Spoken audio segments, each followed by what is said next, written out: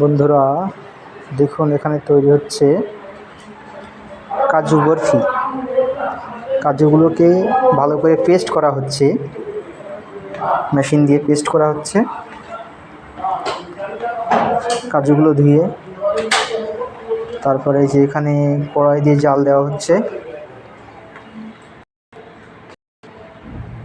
পরে এখানে সেটা ঢেলে বেলুন দিয়ে বেলা হচ্ছে, সমান করা হচ্ছে এটা।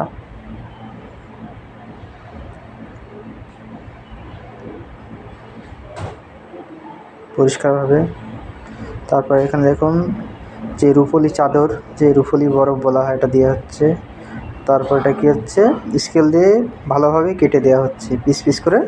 এবার প্যাকেট যেতে হবে, এটা প্যাকেটে ঢোকানো হবে, মিষ্টির প্যাকেটে এটা প্যাক করা হবে। তৈরি হয়ে গেল কাজু বরফি।